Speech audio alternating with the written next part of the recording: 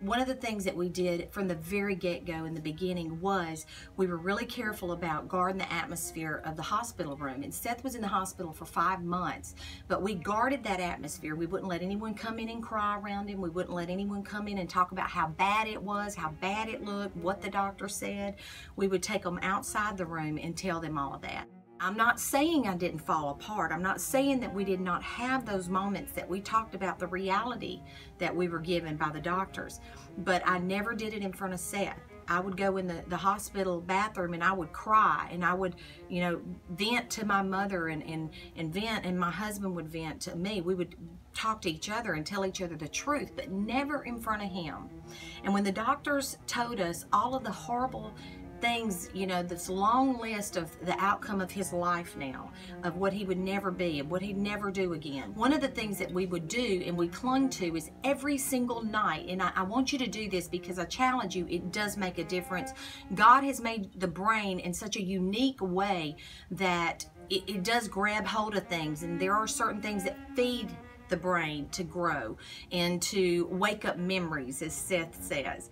But one of the things that we did that was key was something that I taught my children from small age up, and it's called visioneering. And what we would do is literally, Seth would be laying in the bed. Now, he couldn't even get out of the bed by himself.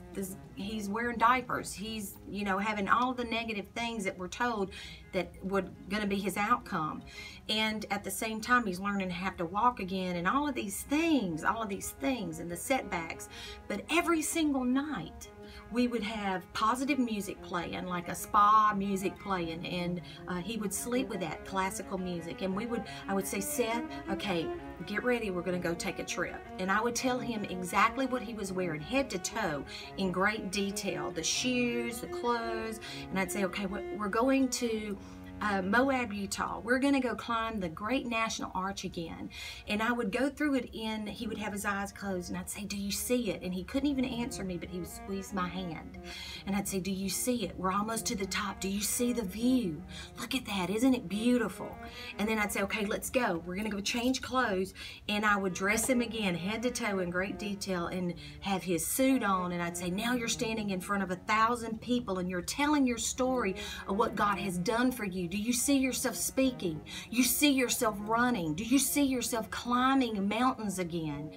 So I challenge you to do this because it's so important and it's so key to give them an anchor to hold on to, remind them of who they were. We told Seth every single night and every single day, multiple times, you are a man of integrity, you are a man of strength, you're a man of honor.